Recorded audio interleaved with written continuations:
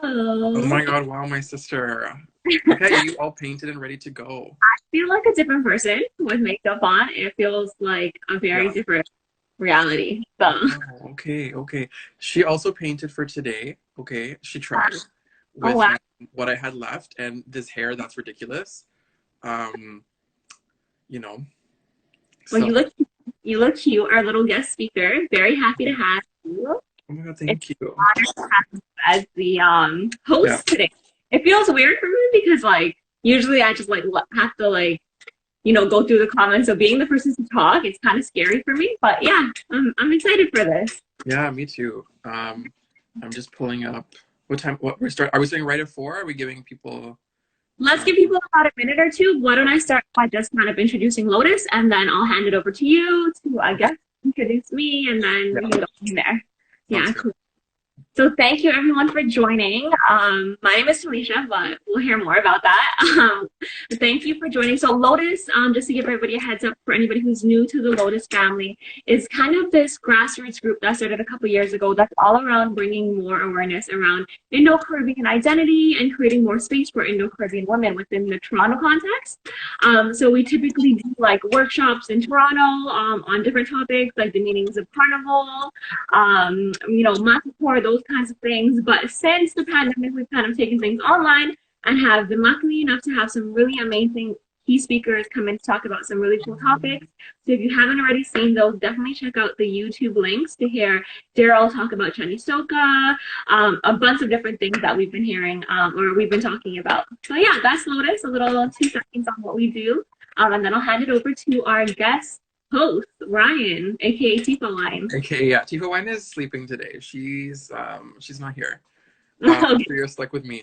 But so yeah, I'm super excited to work with Talisha and the rest of the Lotus Toronto team to have this community conversation with you, which I think is something that we don't often get to talk about, and or just even know about, how to trace genealogy, how to access archives, and that sort of thing. I know me and Talisha both, since we became friends, have been kind of talking about this stuff, and Talisha had this really great experience last year, was it? Yeah. Um, Last year. So the conversation we have titled today is the, the title I love came with from Talisha, who is my nanny, tracing family genealogies in Indo Caribbean communities. So before we get started, I'll just do a brief introduction to Talisha. So Talisha Ramsaroop is one of the co-founders of Lotus Toronto, which aims at creating space for Indo Caribbean women in Toronto. Talisha is an activist in the Jane Finch community where she does work to combat the stigma associated with racialized communities. She completed a TED Talk entitled The Violence of Low Expectations and has 8 years of experience doing community engagement. More recently, Talisha was featured in Flair Magazine's How I Made It. Look at you, doing all the things. Hi. So I thought maybe you could start by basically talking about maybe like how did you arrive to just being interested in tracing your roots or tracing or going to the archives and doing that sort of work, or what was sort of that initial interest for you in trying to get there? Yeah, so I guess for anybody who's not aware, last November I had the opportunity to go to Guyana, and while I was there, I went to the archives and was able to trace my family lineage on my dad's side. But bringing back to the question, like what kind of led me to this process? So I think one of the initial reasons I started to kind of pursue this was kind of taking Caribbean Studies class, which I know is a lot of like it's a common experience for a lot of us. We take this Caribbean Studies class, we think it's going to be like this really easy bird class. It's actually really hard because Caribbean people do not play. But I think that when I took that class, it was my first kind of exposure to learning about Indo-Caribbean histories. So there's so much things that go unspoken in our community, right? So even the idea of indentureship, it wasn't something we talked about at home. Like we knew we came from Guyana, but like I never we knew we came from India, but I never really sat with it and thought about it and was like, oh, like, this is how we got there. So when I took this Caribbean Studies class, it was kind of the first time I was exposed to, the different historical things that have come to play, how we ended up in the Caribbean, the different colonial constructs that were playing into that. And it really sparked my interest because, like I said, there's so many things that go unspoken in our communities. Like I know so many people who didn't know about indentureship, including myself, until I took studies class, right? So there were so many things that were so unspoken, and so I started going down this kind of like rabbit hole, I guess, of like learning more about Indo-Caribbean identities. And I think one of the first thing anybody kind of sees when they learn about identity is the book Kali Woman by Gayatri Fadahar, right? Yeah. So I read that book, and then in that book, it's about a woman's story of her tracing her legacy. So I'm Yeah. reading this and I'm like, oh my God, like I didn't even know you could do this. I didn't know you could trace your legacy. So that was kind of where I came up with the idea that I wanted to do this. I didn't think I was ever going to do it because my family is one of those families where like my nana's name is not really his name. Like his last name is completely made up, and then they have like call names, and Yeah. there's so much thing going on. But then also, like I said, like nobody ever talked about it. Like nobody talked about like the names of my great grandparents. Nobody kind of spoke about these things. So even though like it was in my back of my head, like, oh my God, I would love to do that, it also was kind of like there's no way that I could do that because like our family just didn't have the infrastructure. And I think that's something that a lot of people experience where like, you know, like I said, there's so much that just goes unspoken. So like we don't share a lot of things a lot of the time. So just not even knowing like the actual like legal names of your family, because everybody in Guyana and I think in Trinidad too has a call name, right? Like my Yeah. call name was Shaggy in Guyana, and Pooja was my actual name, and then there was like so like these things continue, right? So I always felt that even though I wanted to, you know, one day learn about where my family came from, I at the same time felt like it was never going to be something that I could do. Yeah, I think it's really interesting because me and Talisha were on the phone this morning and we were also talking about names. And I think that's I think one of the hard pieces of the archives, even for me when I was trying to trace my roots too, because my name and like a lot of Coolie names are like very like they're Coolie, right? Like they don't exist in India anymore. And a lot of our last names or surnames either just like when they arrived to the Caribbean, like just like weren't there, like they didn't have last names, or they Yeah. were like remade or like remixed or whatever. So like even my name, I remember when my grandmother was still alive, she used to say like my last name was actually Prasad. Mm, But when they came on the boats, there was some document mix up where my whatever ancestor it was, his first initial was I and his second initial was E. So he signed the document Prasad, comma IE, and that sort of translated into Prasadi, right? But it's interesting because I think maybe you can speak to even having these like kind of fragmented names on the documents is like really hard to locate because like we were saying this morning, like we all have that like one uncle named like Sunny, or we all have like that one person who has just like these very generic names. And so it yeah. becomes hard to try sort of trace these things, which are all colonial documents when again, these people may not have had last names when they arrived, right? Or, you know, even if we're talking about a lot of the women who arrived came alone, right? They didn't come as most women who came to the Caribbean didn't come as a married couple, right? Yeah. So maybe did you have any sorts of difficulties like tracing those names when the names are a lot of them are remade and changed and remixed and all that sort of thing?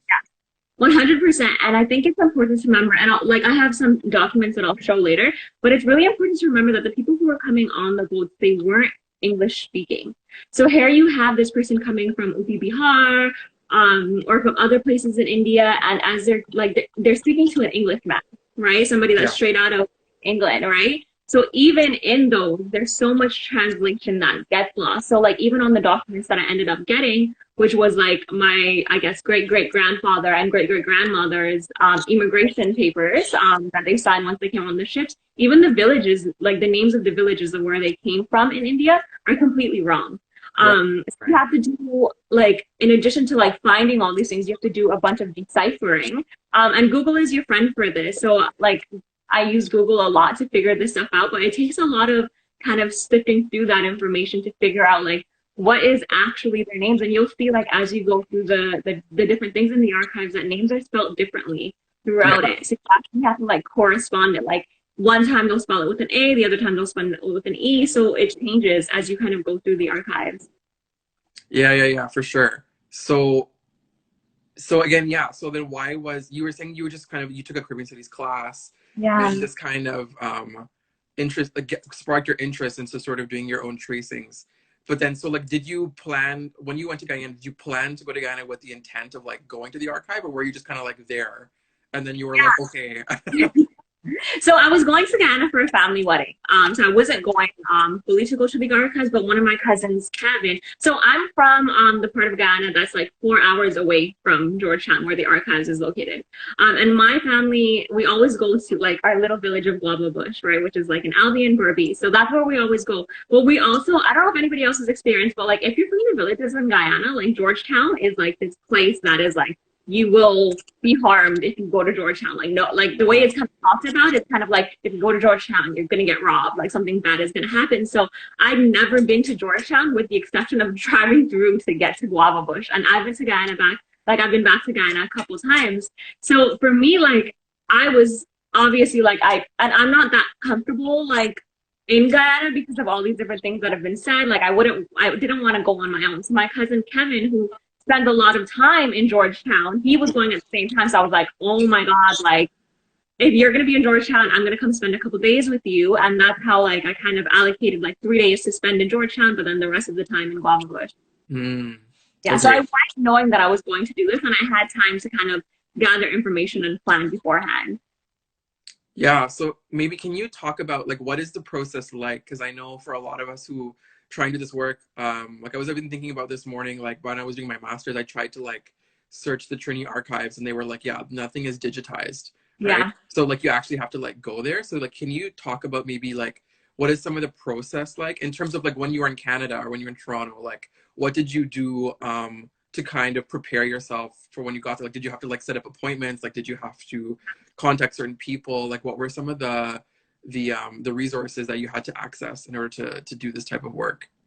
Of course. So, I mean, I guess I'll kind of go through the entire process because one of the things I heard once I did it and I posted on Instagram was that there were so many other people that wanted to do this. And I know for anybody who was like me, who wanted to do this but thought it was completely accessible or inaccessible, just kind of hearing what it's like can just make it more, like it makes it feel like it's more doable. So when I wanted to do this, so I had read that book, I'd heard about this, I literally had carried around, I'll show you guys.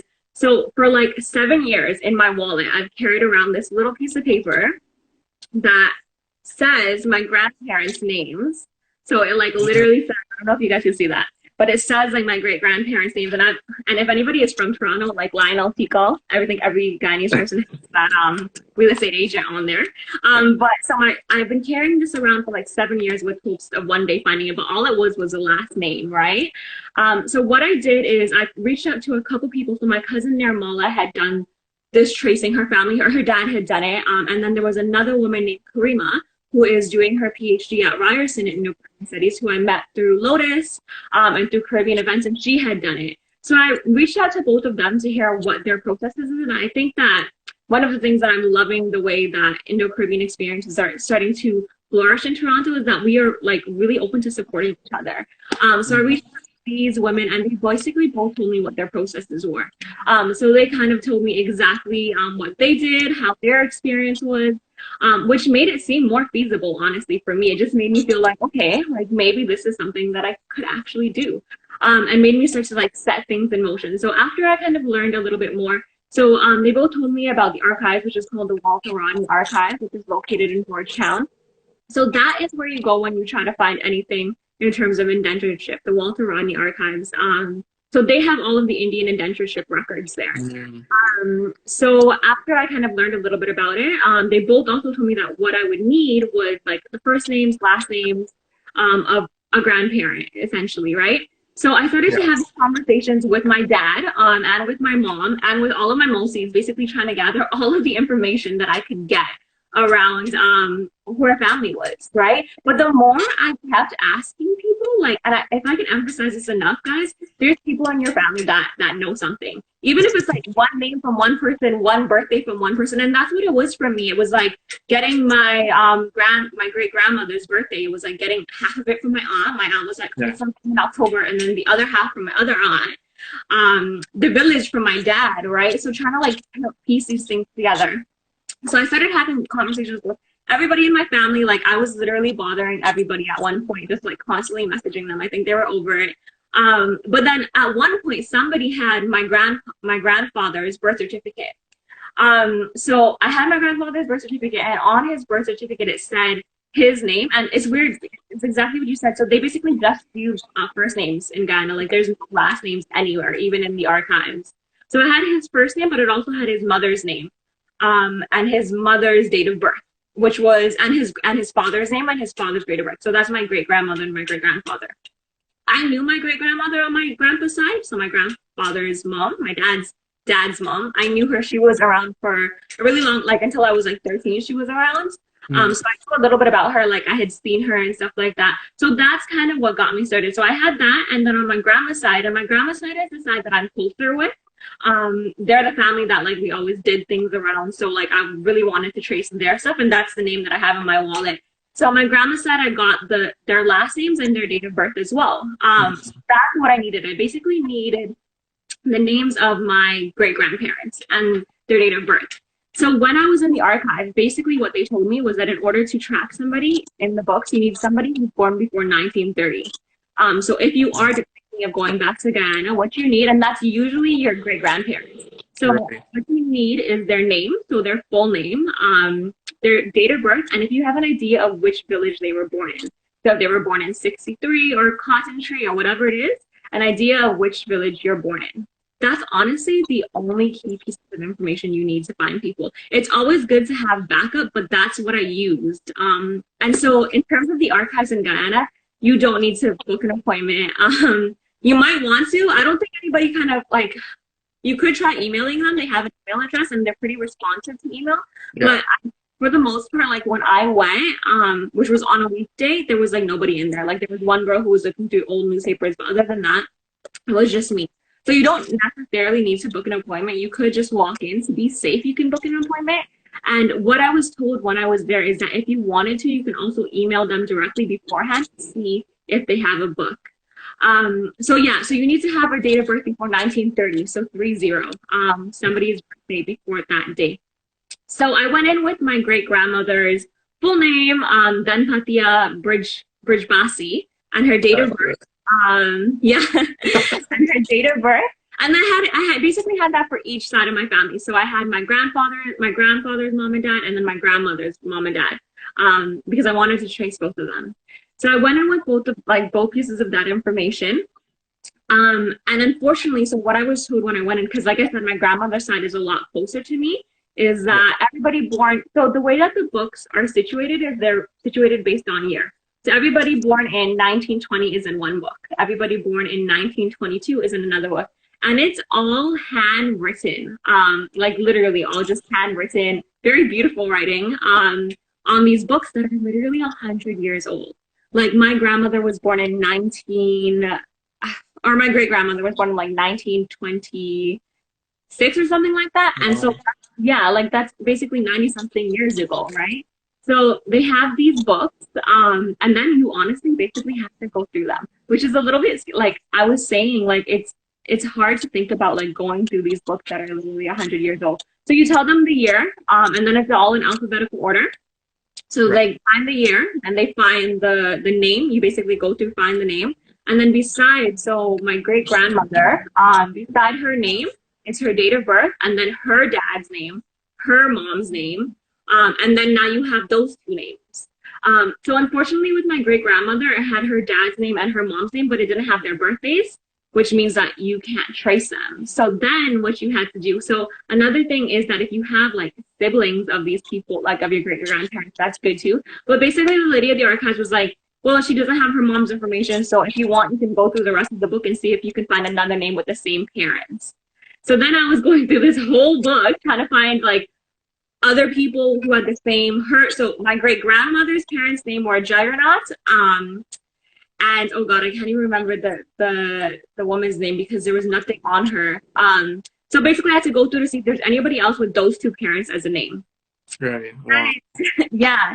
So you go through that, you look for anybody. So I found her brother, who I didn't know existed. His name was Narpat. I didn't know like who he was. I've never heard of him. I was like, actually my aunties, if anybody had heard about him. So I found him, and then beside his name, they had their parents' name, date of birth, and birthdays. So it's kind of like, it's basically just kind of going through this book and finding and like correlating. So like this person, like my great grandmother was born in Cotton Tree, so you just have to make sure it's the same date of birth. and then you'll have their parents.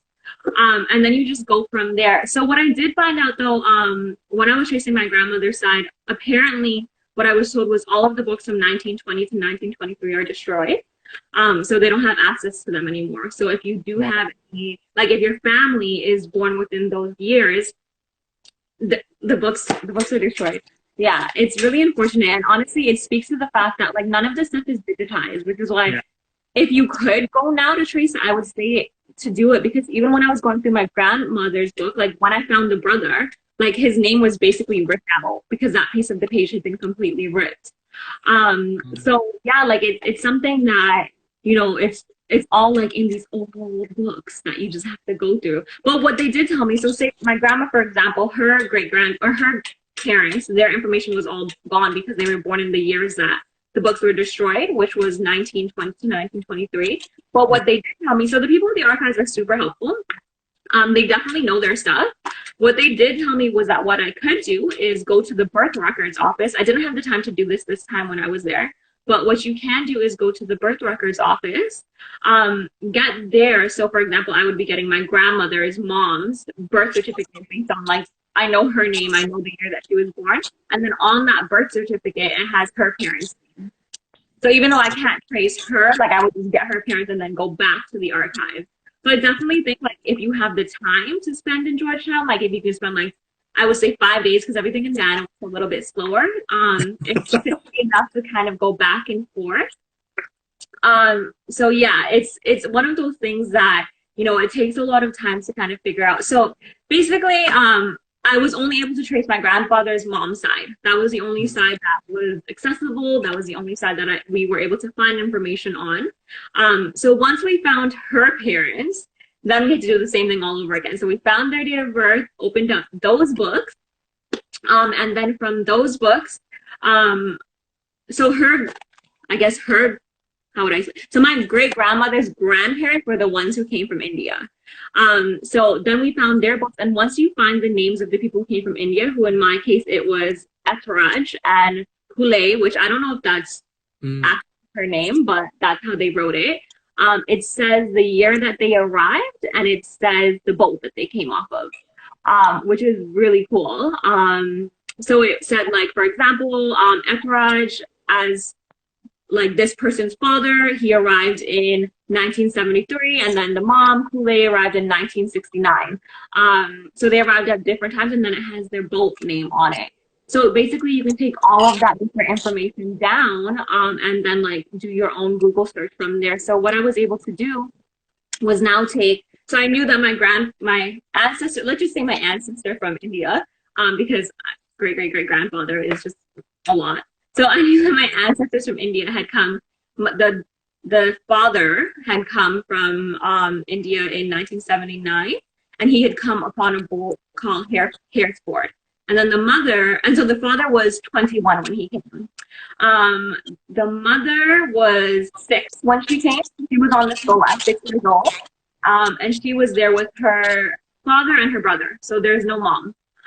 So that was something that just sparked my interest. So she came on this boat when she was 6, came with her father and her brother, and her boat was called Syria. So different boats, different timelines.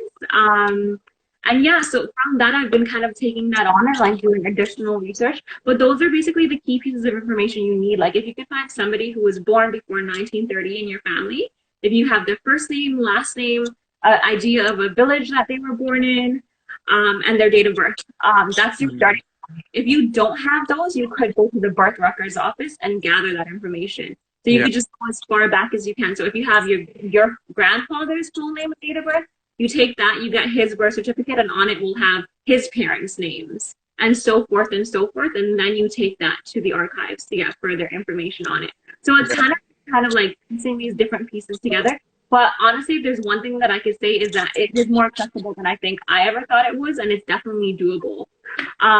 So that was kind of the process. So I did it all in one day. I did it in 2 hours. Like I said, I was only able to trace one side of my family. But yeah, I mean, those are the pieces of information that I needed. Yeah, no, I think this is like really useful information. Like I'm even just checking the comments as you're speaking, and a lot of people are like, yeah. So I'll just say as the conversation keeps going, if there are questions, put them in the comment box, and then I can ask them to Talisha near the in the last like 5 minutes or so. Mhm. So what was the how far were you able to actually go? So basically, I was able to get. So my ancestors who came from India, I was able to. They're the furthest that I went. I think for anything over that, like finding out who their families would be, I would have to go back to India to get that information. So I was able to get my, I guess my great great grandfather and my great great grandmother. But then with their stuff, so basically, it's so honestly, it just gives me the chills just thinking about it. So after you go through this book to find out who came, they actually go through the book that has the immigration records. So literally the piece of paper that people signed as soon as they got off this boat. And on that piece of paper, it says their names. It says like everything about them. Like it's literally their whole life. So it says their names. It says their caste. It says the village they came from. It says if they have any bodily marks on them. So if they like have any scars or anything like that. And it says their next of kin that came with them to Guyana. Oh So wow. I was Okay. able to actually learn that like my grandfather had like a whole brother, or my great great grandfather had like a whole brother that like none of us knew about. And yeah, just learning that like my great great grandmother came on this boat on a 3 month journey just with her dad and her brother. Also knowing the experience that it was like one woman to every 100 men that were on this Yeah. boat was just something that was pretty wild for me to think about. Like, what was it like for a 6 year old to be on this grueling journey for like 3 months with like poor conditions? Um, and like why did her dad decide to come? Like was he forced? Were they tricked, or like did they decide because of other circumstances? So it just really got me thinking about like, what kind of set these things in place, like what kind of set these things in motion.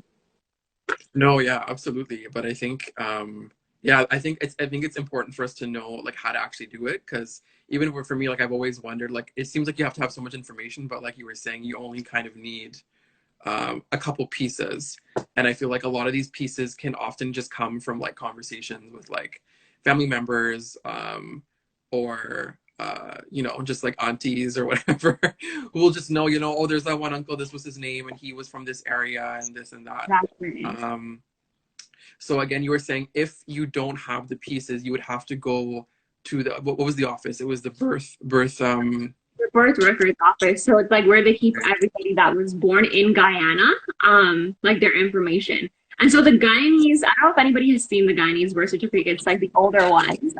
Just a really fun fact about them too. So they asked for the father's name, the mother's maiden name, and then like the father's position. So like what he did for work. Which I just thought was really interesting that it was just jotted down on the birth records. But yeah, so if you don't have your great grandparents, who I think for the most part, like if you think about the timeline, it's usually our great grandparents that are born before 1930s. So if you don't have their full names, or if you don't have their date of births or an idea where they're born at, you can go to the birth certificate office. Um, Okay. I don't know what that process is like because I haven't gone through it, but that's what I was told at the archives. They can go to the birth certificate office and get that stuff issued to you. Yeah. I think also maybe I think another thing too is we need to that I'd like to hear you talk about is like what did this do for you like personally, right? Because we know some people feel really connected to India, some people don't, and so maybe like what did this experience, I don't know, like did it do anything for like how you felt as an Indo-Caribbean person, or like was it reaffirming? Was it kind of like, yeah, what was just like the experience like for you as someone, as an Indo-Caribbean person looking to these archives? So I think I come from like a really interesting perspective in that like I wanted to trace this, but like for me, tracing this wasn't about laying claim to South Asia as like Right. the motherland, right? Like for me, it wasn't about finding my relationship to India because I think that the context that I grew up in, like I was lucky enough to grow up in a community in Toronto where Indo-Caribbean was a very distinct identity. Like Yeah. there was a large population of Indo-Caribbeans in my community. So there was never, I know that there's a lot of people who experience this experience of trying to, navigate your identity in spaces where Indo-Caribbean is not understood. But for me, like there was so many Indo Caribbean, so I've never kind of had this feeling of India as the motherland, which I know was a really unique experience. And I mean, I'll speak it for myself, but honestly, if you like talk to my parents or like my aunties, they love like for them, it's very different. Like India is the motherland for them, but for me, India was never the motherland. Like Guyana was the motherland, and maybe that's because I was born in Guyana and came here really young, and then lived in a community that was very heavily Guyanese and really got to embrace my identity, but had my identity represented. Like there would be Chinese music playing in the hallways in my high school. We would play pagua at school. Yeah. I never had the relation to India that other people did. So for me, like tracing it was never about like attaching myself to India. It was more so about knowledge. Like it was more so about like this feeling that like other people knew who their ancestors were. Like other people can trace this stuff, like ancestry.ca, like all of these different things, but then I couldn't, right? Yeah.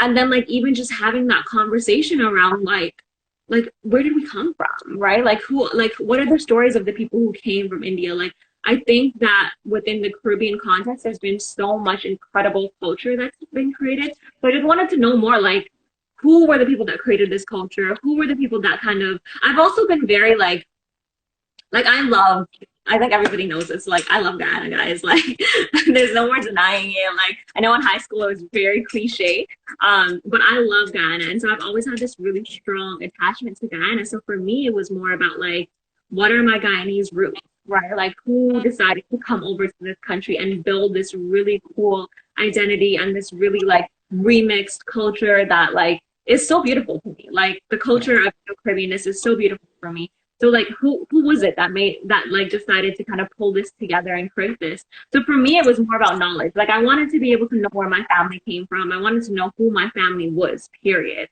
Rather they were from India or that didn't matter. I just wanted to know who they were. Because it wasn't something that we were talking about, So now to be able to sit here today and say like, I know my great great grandfather's name. I know my great great grandmother's name. Even though I don't know what her story was, I know that she came as a 6-year-old on this boat and like just that alone is just like, I know I come from a lineage of strength because like, you know, like to come on this boat at 6 years old, like that's strength, right? So I now have something that I can say, like I relate to and that like, just like brings me like this sense of wholeness, I guess I would say, like it kind of makes me whole again. But I think one of the things that came out of this process, so when I came back, like I was so excited. I was talking to everybody in my family about like, this again, probably annoying a lot of them about all of these things. But then I started to like talk to other parts of my family that I didn't know existed, which was a really cool experience. So like I had this cousin who lives in Atlanta who I didn't know was my cousin before, but like when I was posting all these stuff, he kind of reached out to me.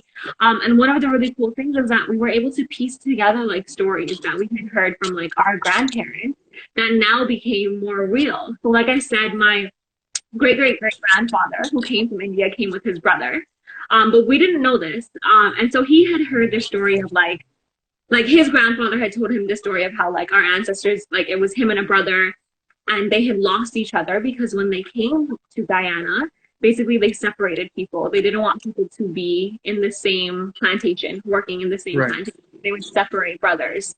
And so like he had heard these stories, and I had always heard these stories that like there was singing in our family, like singing was a huge part of our family and like these different things, but we were able to piece together the story. Now knowing that it's true, he did have a brother because it was never verified if he had a brother. But now knowing that it was true, like me and him just through conversations were able to piece together this really beautiful story about how these two brothers were separated upon coming to Guyana, but would actually, so if anybody knows Guyana, it's basically one road that is all around the coast. Like everything else is just bush, but it's like this one road.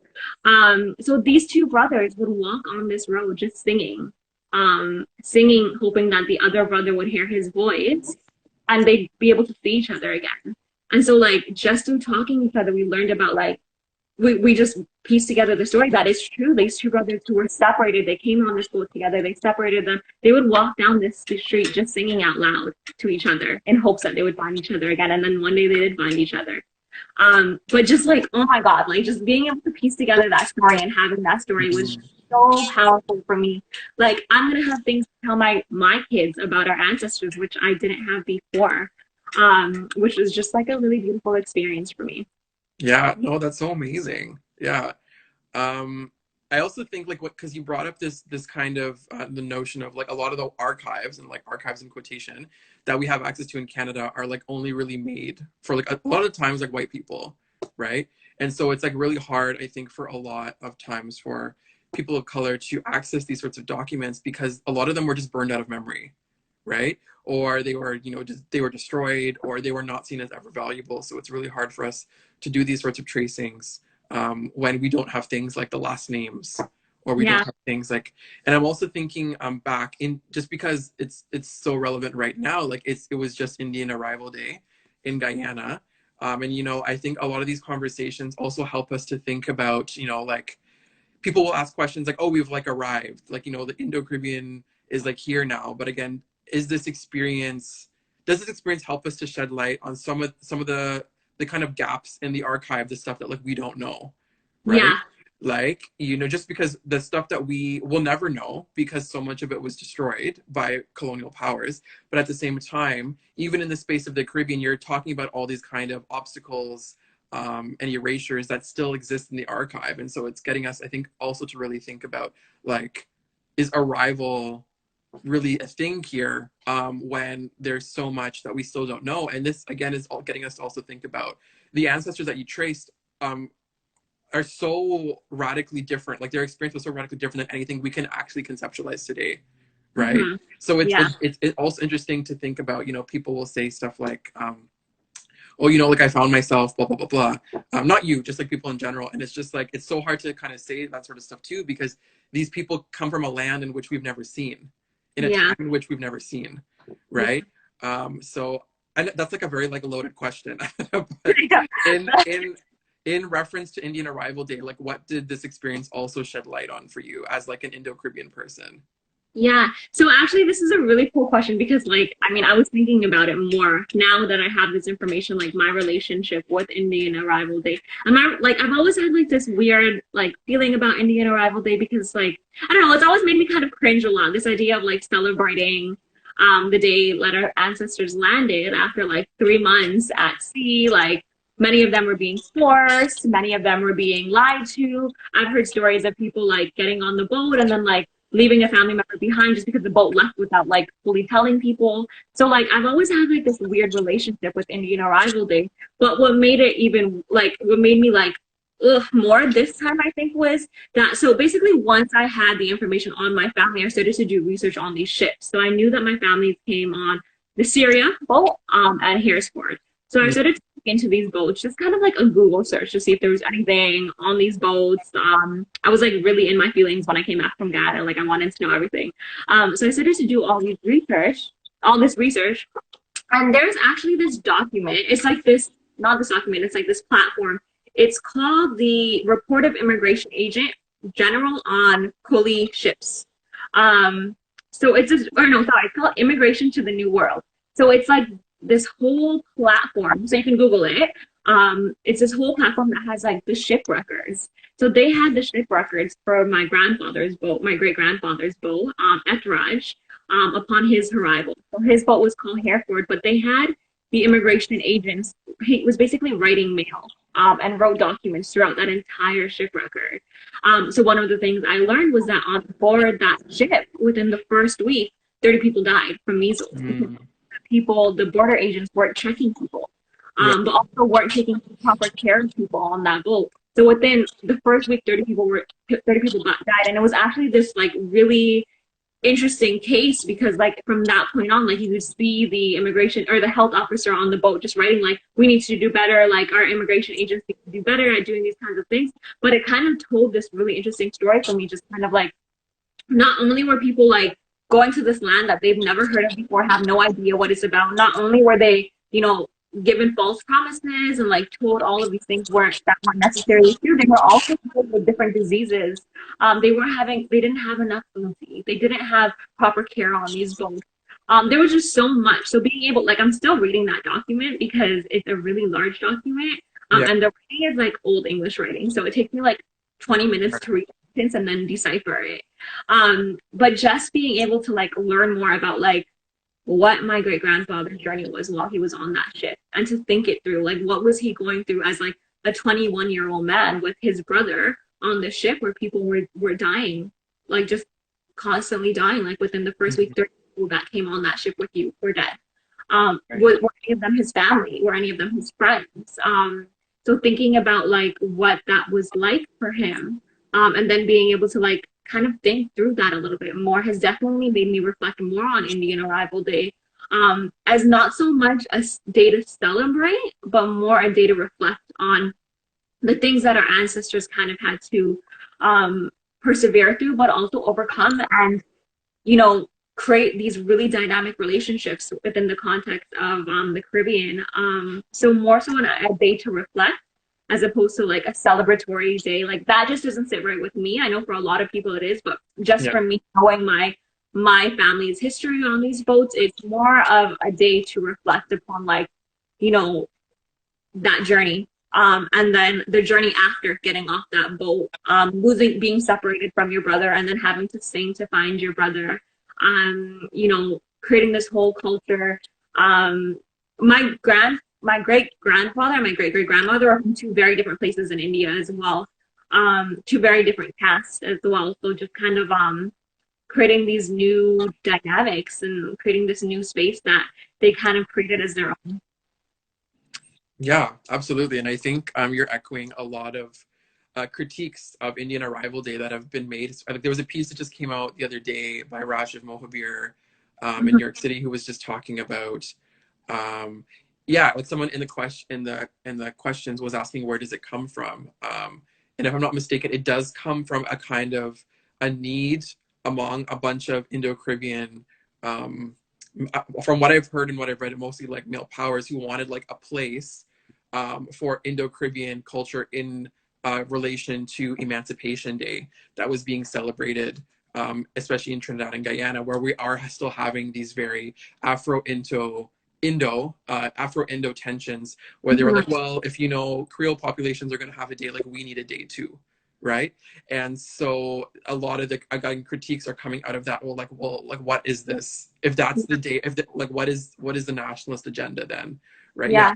So like, I think when anybody comes from a population that is marginalized, there's always this craving representation. Oh my God, Daryl said it exactly.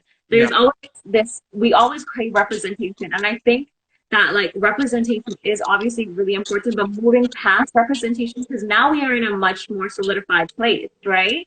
So moving past representation to try to create more meaningful things. So yes, it's great to have a day where there's representation of, or where we can say that this is a day that we know that Indians arrived to the Caribbean. But I think moving past that, like, how do we now make this more meaningful, right? How do we critique the idea of why Indians were brought to the Caribbean? How do we critique these colonial processes, and how they still kind of uphold like very problematic racial tensions in Guyana, for example, right now? So how do we kind of, knowing that there was a time for representation, and representation is really important, but there needs to be more than just representation. So how do we move past that? I think is very important. Yeah, I think absolutely. And I think also like just before we go into questions, I think also it's like interesting because when people celebrate this, it's like we as Indo-Caribbean people came to the space of the Caribbean as like everything the nationals didn't want in India. And then so to come into a place like Trinidad and Guyana and then to like re-nationalize something that was already seen as foreign is kind of messy, So it's like creating hegemony out of hegemony. Like it's creating, hierarchy out of hierarchy. And so again, I think a lot of the critiques that like you're speaking to, even as like you said, like as someone, and we spoke about this on the phone this morning about how there's also sort of an intergenerational divide between like this affiliation with India, where like there's people like you and me who are like younger, who we grew up in spaces with other, a lot of other people of color that were like taught to like be like, what the fuck, like what, like why is everyone a nationalist? But then we always have those aunts and uncles that are like, oh yeah, we love the state, right? Or like we love India, we love India. 100%. And I think like that is like a whole conversation in itself. Like, why is it that? And I think that's part of the generational gap that comes with double diaspora, right? Like my mom, my Mosies, they love India. Like India is for them. And I am like, just kind of like, I love Guyana. Like that's what resonates with me, right? I'm a local Guyana Babu, right? So yeah, I'm crying. Yeah. So there's this definitely, and I think there's a lot of other people who have experienced this idea where like our parents' generation, and is something that we could probably explore more in depth. Like, why is it that our parents' generation has this strong attachment to India? Versus us, like, is it because we've now come to Canada that for us the attachment is more the Caribbean? Like, I don't know, like that's something that, yeah, somebody needs to do a PhD on that, and it's not going to be me, so don't even. Not even a PhD. I think that's a whole other community conversation. I think that would be maybe our next Lotus series. That can be the topic. But anyways, just because we're pulling up, it's already been 45 minutes, and I think it just cuts us off at the hour, right? Yeah. So maybe if there are any questions, I saw a couple, so I'm just going to scroll through, Talisha. Sorry. I'm also going to grab, sorry, my phone's doing this weird thing. Okay, grab your headphones, yeah. So I'm just scrolling through the questions. I just want to see, so we talked about Indian Arrival Day. There we go. I also really quickly, like before we go into the questions, I just wanted to show you guys. So basically, when you go to the archives, you can make photocopies of some of the books. So basically, this is what it looks like. So this is my great-grandmother's, my great-great-great-grandmother's. I don't know how many greats there are, but this is her immigration certificate. So this is kind of what it looks like when they give you a photocopy of it. I have pictures that are like way better than this, like from my phone. But you can't get photocopies from the archives. You have to pay, like, I forgot what the fee is. But like I said, so it says their ship on there. It says their age. It says their tax.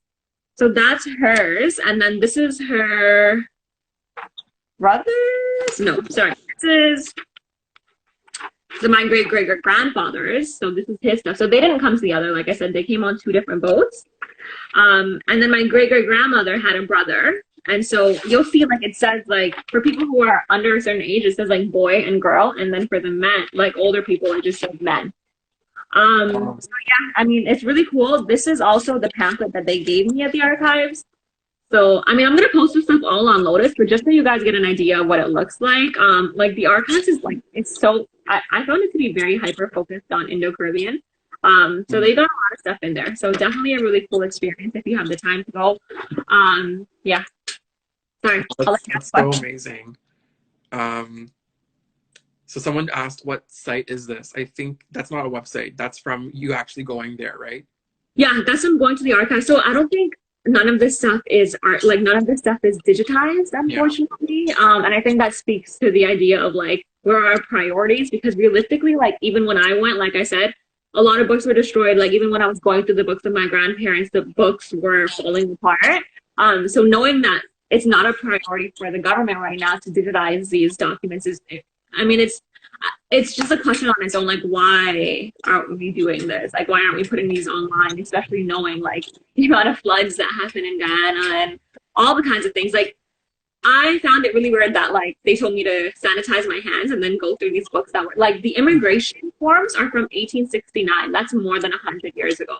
Wow. And I was like going through it as carefully as I can without gloves. So like I said, like these books are not gonna exist for a long time, but if you can go, definitely go. Yeah.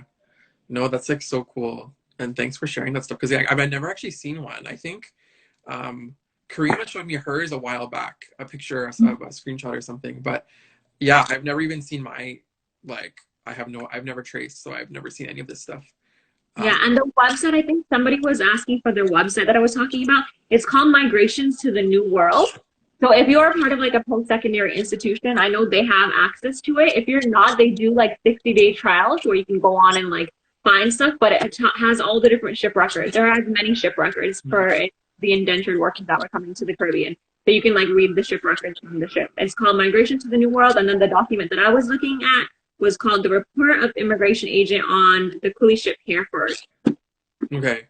And yeah, so you said you're going to put this stuff online on Lotus, right? So that people can access if they need to.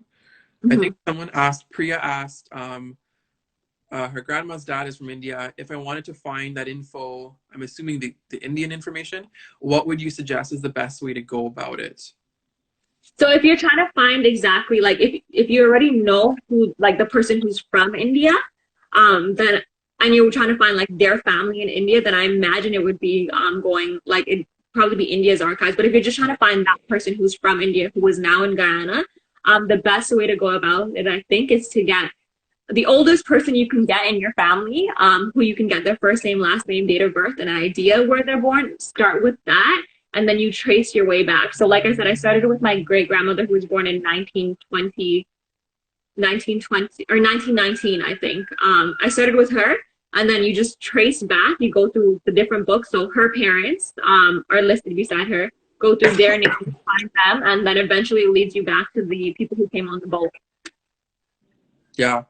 I was gonna say, yeah, I think that that's like a whole other issue, because then you'd have to find the indentured labor who traveled to the Caribbean and then somehow trace that name back to India, which Yeah. there's a whole, I feel like disjuncture, and there might be missing things or whatever, but that would be a whole other process. Once you get this form though, like this immigration form for who came from India, it does tell you, like, it doesn't just tell you like where they came from in India. It actually tells you like their village. But then it also says like the Zilla and Tarhuna, which are like the very, very hyper focus.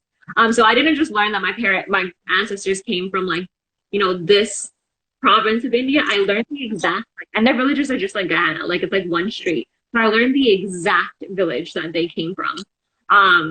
Which like is a pretty cool experience. So you can, and then I'm sure your next step is to go to that village and then see and trace that family lineage from there. Yeah, absolutely. Someone asked, is anyone, are the archives accessible to anyone? And I think you said you can just go, right? Yeah, you could just go in. So they do have an email address that's on here. Like I said, they said they're pretty like responsive. It's narchivesguyana@guyana.ca Okay. or .com, I imagine.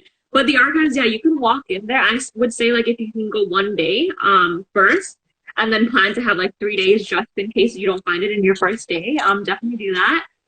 But yeah, it's pretty empty. There's staff there that work there throughout the days, but it is pretty accessible. Okay, that's good. And then someone said, did you come across archives that Afro-Guyanese people can trace their lineage as well? Like, do you know, for like, I'm assuming they're asking about some of the more, the slavery documents. Are they Yeah, housed in the same building, or are they kept separately?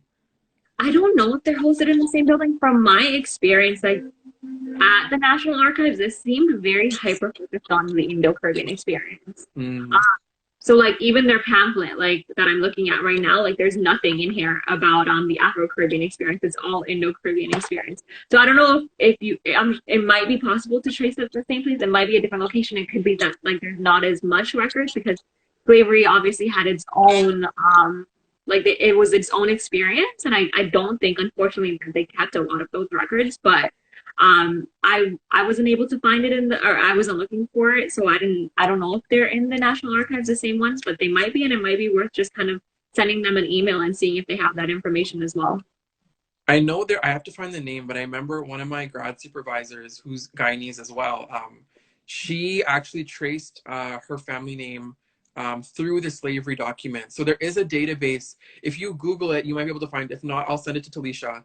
But actually, if you are Afro-Caribbean or Afro-Guyanese, there is a database where they have everything digitized. So she Oh, was wow. able to see this from Canada.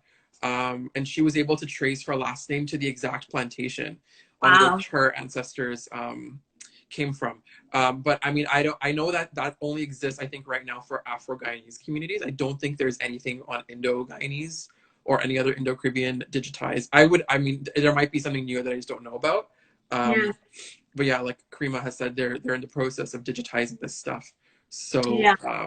yeah, but definitely if you are Afro-Caribbean, I know that there are databases, and I'll ask her, and then I can send to Talisha, and she can post on Lotus some of those resources for those that want to access the Afro-Caribbean databases. Of Um, course. so I guess we're just wrapping up now. Are there any last questions or reflections, or is there anything, Talisha, you want to add on a closing note that we maybe have missed or we haven't gotten to?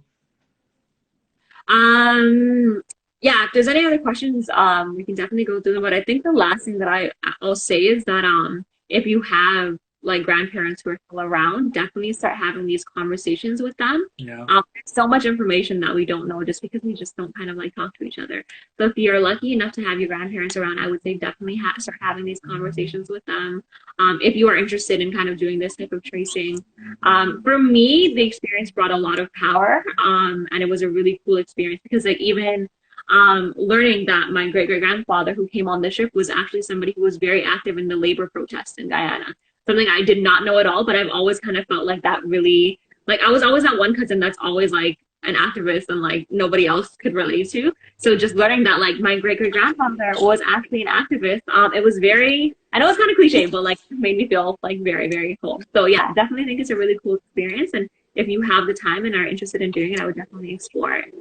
Yeah. Sounds good. And I know some people are saying that they signed in late.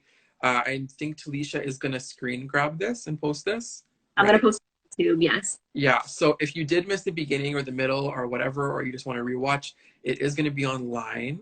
And I think with that, we'll probably close out. So thank you so much, Talisha, for sharing your amazing experience and giving us a lot of things to think about, as well as a lot of access to resources for things that, again, like because we're talking about archives and the ways in which archives are often locked down, or they're, there's like they're kept away, or they're just not accessible for a lot of color populations. This work is really, really important.